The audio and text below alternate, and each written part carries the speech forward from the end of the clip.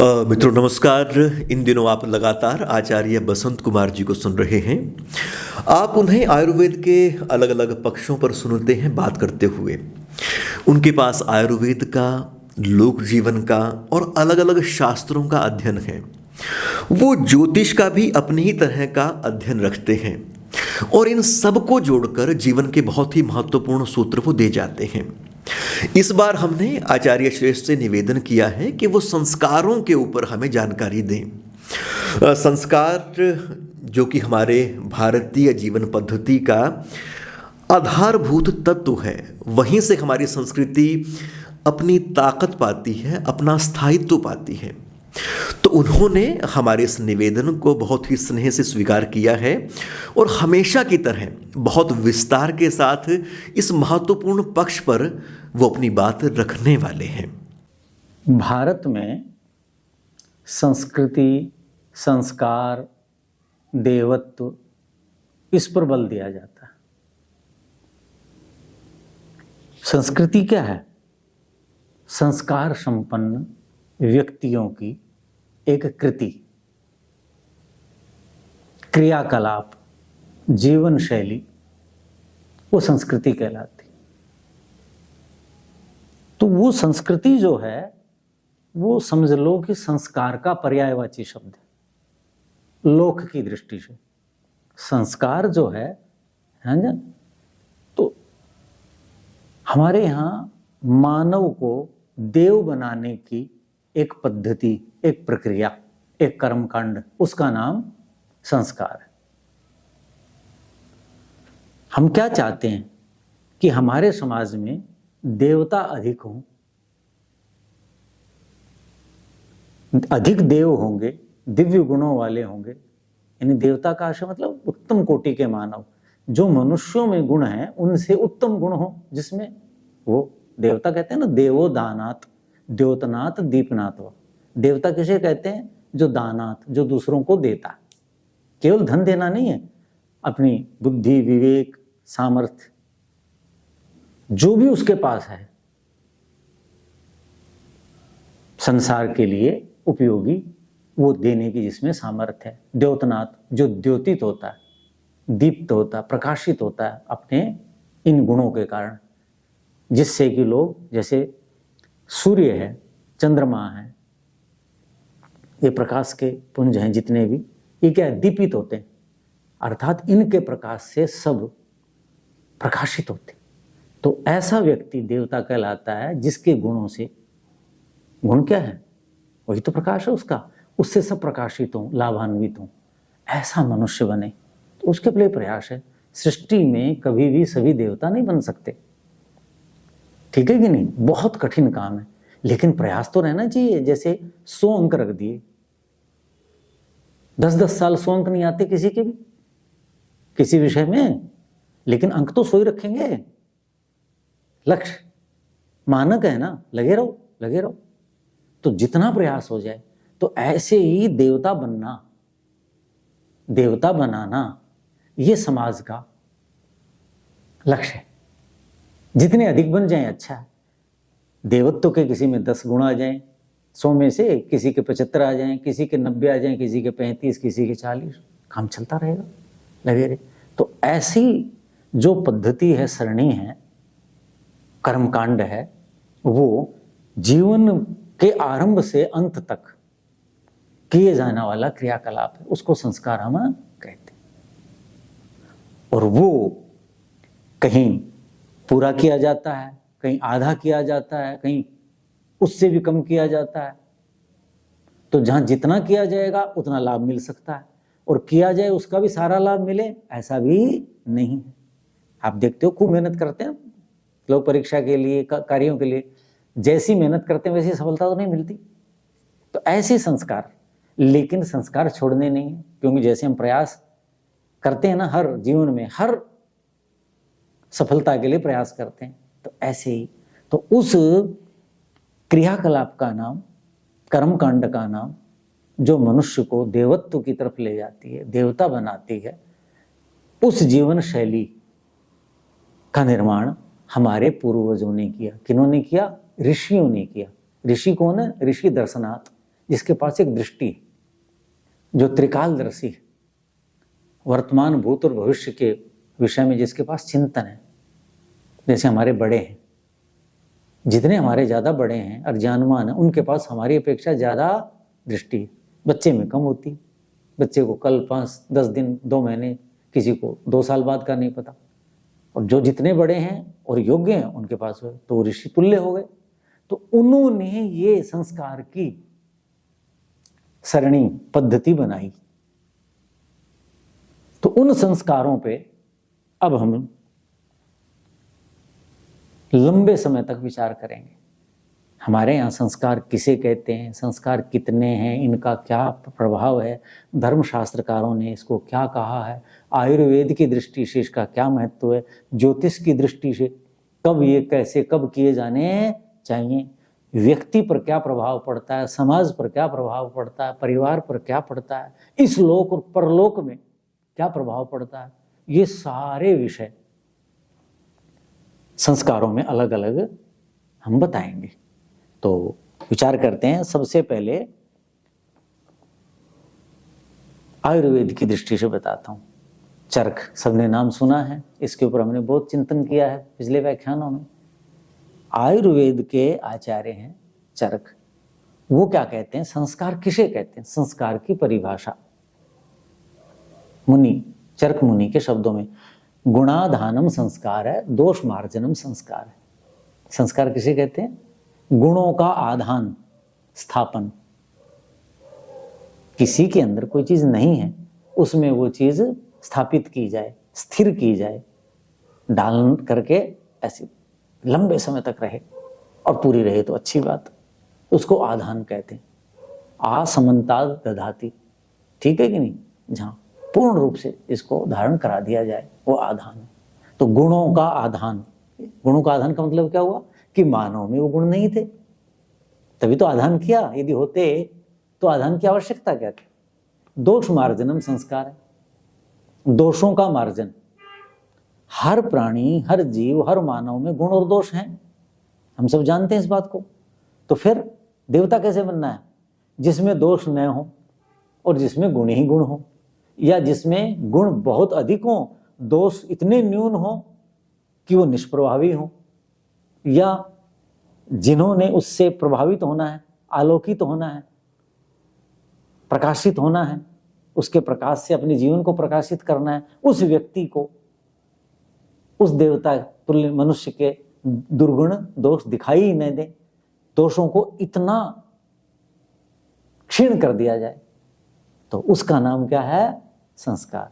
गुणाधानम संस्कार है, दोष मार्जनम संस्कार है। मार्जनी झाड़ू को कहते हैं, है ना। जैसे किरणें हैं, सूर्य किरणें, ये भी क्या है, मार्जनी है, ये दोषों को भगाती हैं। तभी तो घर जो बनाते हैं क्या कहेंगे, विपूर्वाभिमुख घर होना चाहिए। क्यों, प्रातः कालीन जिस सूर्य को हम अर्घ देते हैं, उस किरणें यदि हमारे घर में घूम जाएं, कब घूमेंगी, जब पूर्व की तरफ क्या होगा, हमारे खिड़की होंगी, दरवाजे होंगे, मुख्य द्वार होगा, सब कुछ होगा। तो वो किरणें जब यूं घूम जाती हैं, हमारे यहाँ देखो जो मंदिर बनते हैं, गुजरात में है, मैं देख रहा था एक और कहीं, कि सूर्य की उगते हुए सूर्य की किरणें जब सूर्य भूमध्य रेखा पे होता है तो उसके गर्भगृह में वहां जाती हैं, यानी ऐसे स्थान तक जहां संभावना ही नहीं है, ऐसे बनाए जाते हैं वास्तु की दृष्टि से, ज्योतिष चिंतन से। क्यों, क्योंकि सूर्य जहां जाएगा वहां सब स्थान पर क्या कर देगा, दोषों का मार्जन कर देगा। वर्षा ऋतु में या सर्दी में कुछ दिन धूप नहीं आती, देखो कितना बुरा हाल हो जाता है, दोष बढ़ जाते हैं, और सूर्य आया और सब सफाई कर देता है, उसकी किरणें करती हैं। तो क्या है कि गुणों का आधान और दोषों का मार्जन, उनको दूर भगाना, उस प्रक्रिया का नाम संस्कार है, ऐसा आचार्य चरक कहते हैं। अब उसके बाद मानव आचार संहिता के निर्माता, जिसे मनुस्मृति कहते हैं, मनु कहते हैं, मानव आचार संहिता विश्व में सर्वप्रथम, अब बहुत हैं, अलग अलग विचारधाराओं की हैं, समुदायों की हैं, लेकिन मनुस्मृति जो है वो हमारी मान्यता के अनुसार पहली मानव आचार संहिता है, यानी इसके अनुसार आप जीवन जिएंगे तो आप लाभ में रहेंगे, ऐसा जीवन जिएंगे तो आप हानि में रहेंगे। व्यक्ति की लाभ और हानि वही तो समाज, व्यष्टि की सफलता वही तो समष्टि की सफलता है। एक व्यक्ति अच्छा होगा तो सभी मिलकर के कितने अच्छे हो जाएंगे, एक खराब हुआ तो ऐसे एक एक खराब होते हुए सब खराब हो जाएंगे। तो मनु जी जो है उन्होंने आचार संहिता बनाई, वो संस्कारों के विषय में लिखते हैं कि संस्कार क्यों करने चाहिए, कैसे करने चाहिए, उनका लाभ क्या है। तो लिखते हैं वैदिकई कर्म भी पुण्य निषेकादि द्विजन्म नाम कार्य शरीर संस्कार है पावन प्रेत्य इहेच, कि भाई ये जो संस्कार है उसकी एक विधि है, उसका एक कर्म कांड है। जैसे हम भोजन करते हैं उसका एक कर्म कांड है, भाई हाथ धो के करेंगे, बाहर के गंदे कपड़े हटाएंगे, जूते अंदर नहीं लाने हैं, साफ स्थान पे बैठेंगे, फिर इस दिशा में बैठेंगे, ठीक है कि नहीं, भोजन करते समय बात नहीं करेंगे, ऐसा नहीं करेंगे, भोजन में ही हमारा ध्यान होना चाहिए, ठीक है कि नहीं, तब उसका पूरा लाभ होगा। ये सारे नियम है पद्धति। तो ये तो साधारण दैनिक चीज है। संस्कार के लिए एक विशेष और अलग अलग संस्कारों के लिए अलग अलग, वो हम विस्तार से आने वाले समय में बताएंगे। तो उसके लिए कहा कि वैदिकई कर्म भी, ये वैदिक कर्म है, वेद प्रतिपादित कर्म है। वेद को हमारे यहाँ क्या कहा, ईश्वरीय ज्ञान है, ऋषियों को दिया और ऋषियों ने उसको फैलाया। तो पवित्र ऋषियों का, मान लीजिए ईश्वरीय ज्ञान नहीं है जो कहते हैं, चलो ईश्वर का नहीं, लेकिन मनुष्यों का तो है। लेकिन किन मनुष्यों का है, जो उत्तम थे, ऋषि थे, त्रिकालदर्शी थे, जो अपने अपेक्षा प्राणी मात्र का, मानव मात्र का, अन्यों का ही कल्याण करते थे। ऐसे हुतात्मा, अपना सारा जीवन लगा दिया बस, और कुछ करके चले गए। जैसे आज के वैज्ञानिक कितने उत्तम उत्तम काम करके गए हैं, कितना सब कुछ है, पूरा जीवन लगा दिया। तो वैदिकई कर्म भी, वैदिक जो कर्म है, कौन, संस्कार के जो कार्य हैं, क्रियाकलाप हैं, ठीक है, कहते हैं उनमें पुण्य, ये पुण्य देने वाले जो वैदिक कर्म हैं, संस्कार हैं, ये जो कर्म कांड है, संस्कारों की जो विधि है, जो करे जाएंगे जीवन में, 16 संस्कार हैं, ठीक है। तो उन संस्कारों को कहा पुण्य, ये पुण्य देने वाले। सबसे पहला लाभ इनका क्या है, ये पुण्य देने वाले। ये आर्ष ऋषि परंपरा के बनाए हुए।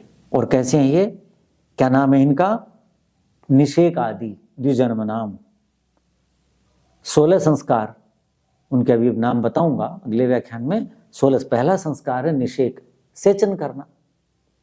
जैसे आप पढ़ते हैं ना पौधों में निषेचन क्रिया होती है, यानी गर्भधारण, ठीक है कि नहीं, एक पुष्प से दूसरे पुष्प पर परागकण जाते हैं, मक्खियां ले जाती हैं, तितलियां ले जाती हैं, पक्षी ले जाते हैं, स्वयं उड़ करके जाते हैं। उस क्रिया जहां दोनों पक्ष, नर पक्ष और मादा पक्ष मिलते हैं, उस मिलन का नाम क्या है, निषेक क्रिया।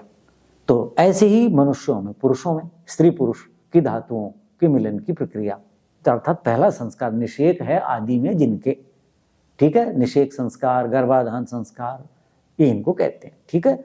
तो आदि जो संस्कार हैं, कहते हैं वो कार्य है मनुष्य को करने चाहिए। कैसे, वैदिकई पुण्य कर्म भी, ये संस्कार करेंगे, क्रिया करेंगे। कैसे करेंगे, वेद के जो नियम हैं, वेद के जो व्याख्यानभूत अन्य ग्रंथ हैं, उनमें ऋषियों ने कर्म बताए हैं।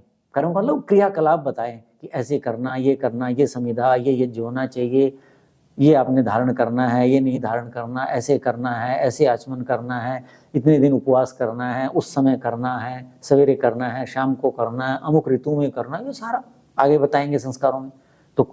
तो वेद प्रतिपादित जो नियम हैं, उनके द्वारा गर्भाधान आदि, निषेक आदि संस्कार करने चाहिए, क्योंकि ये पुण्य देने वाले हैं, इनसे बहुत लाभ होता है, ये कहते हैं मनु। और क्या लाभ होता है, कैसा लाभ होता है, कहते 2 प्रकार का लाभ होता है। हम पुनर्जन्म में विश्वास करते हैं, ठीक है कि नहीं? तो पावनः, ये संस्कार, ये क्रिया, वैदिक क्रिया जो की जाएगी, ये क्या पावनः, पवित्र है। कैसे पवित्र है? ई प्रेत्यच, इस लोक में और परलोक में, इस लोक में और परलोक में, दोनों में ये मनुष्य को क्या करने वाली है? पवित्र करने वाली है।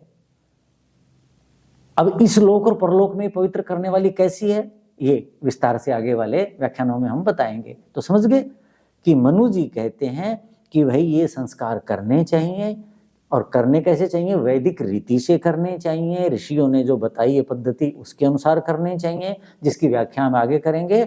और ये जो करेगा वो इस लोक में सुखी होगा। पावना का मतलब पवित्र होगा। पवित्र का मतलब क्या हुआ? कि सब तरफ से उसको लाभ ही लाभ होगा, सबके लिए अच्छा। जैसे कोई व्यक्ति साफ सुथरा है, पवित्र का मतलब निर्मल मान लीजिए, मल रहित मान लीजिए, उसके पास तो सब बैठना चाहते हैं, खड़े होना चाहते हैं। और कोई व्यक्ति है, उसके मुख से दुर्गंध आ रही है, शरीर से गंध आ रही है, कपड़े अच्छे नहीं है, जो भी मलिन है, उससे दूर भागते हैं, भागते लोग। तो ऐसे ही मनुष्य के अंदर के जो संस्कार हैं, भाव हैं, विचार हैं, क्रियाकलाप हैं, वो जिसके पवित्र हैं, वो किससे होंगे? संस्कारों से। तो उसका ये लोक और उसका परलोक दोनों क्या होंगे?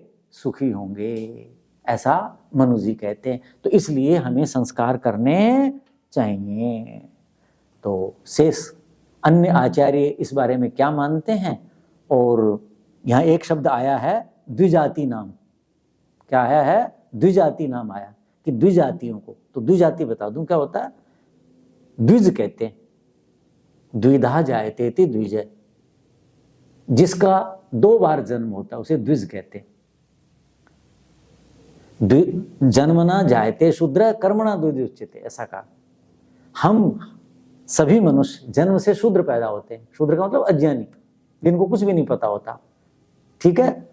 और कर्म से द्विज उच्यते, फिर हम आचार्य कुल में जाते हैं। पहला तो जन्म हमारा कहाँ हुआ? माता के गर्भ से हुआ। और दूसरा जन्म कहाँ होता है? आचार्य के गर्भ से। आचार्य का गर्भ कहाँ है? उसका गुरुकुल, उसका परिसर, जहां आचार्य बोलो मनुष्य को द्विज बनाता है। तो वहां से जो स्नातक होकर निकलता है अपनी योग्यता के अनुसार, कोई ब्राह्मण बन के निकलेगा, कोई वैश्य बन के निकलेगा, कोई क्षत्रिय, यानी विभाजन है, 4 प्रकार से कर दिया। तो शूद्र तो पहले ही थे, सभी थे, लेकिन वहां से अब आचार्य तो समान शिक्षा सबको देता है। वहां से शिक्षा पा करके जब स्नातक होकर के निकलता है तो वो दूसरा जन्म है, ठीक हो गया। तो वो जन्म द्विजाति नाम, ब्राह्मण, क्षत्रिय, वैश्य, इन तीनों के ये संस्कार करने चाहिए। शूद्र को समझ में नहीं आएगी बात। क्यों नहीं आएगी समझ में? बताओ। क्योंकि तो अज्ञानी है। शूद्र किसका नाम है? आज जो समाज में ये लड़ाई झगड़े कर रखे मध्य युग में हुआ, वो तो स्वार्थी लोगों ने किया या अज्ञानियों ने किया। भारतीय जो शास्त्र परंपरा है वो क्या कहती है कि हम जो अज्ञानी हैं वो शूद्र है, और जो ज्ञानवान है जिसका जैसा आचरण है, फिर उसका विभाजन कर दिया कि ये आचरण वाला ब्राह्मण, ये आचरण वाला क्षत्रिय, ये आचरण वाला वैश्य, और जो इनमें से कोई योग्यता नहीं रखता, केवल इनकी सहायता कर सकता, सभी योग्य एक जैसे तो नहीं होते, वो शूद्र, अर्थात वैसा का वैसा रह गया। तो कहते हैं ये संस्कार द्विजातियों को करने चाहिए। शूद्र भी कर ले, कोई हानि नहीं है, क्योंकि यदि उसको समझ में आने लग जाए तो फिर शूद्र रहा कहाँ? वो तो शूद्र नहीं रहा ना। तो ये कहा कि भाई उनको तो ये करने ही चाहिए, और वो करेंगे तो फिर उनका जीवन में ऐसे ऐसे लाभ होगा। आगे उस पर चिंतन करेंगे।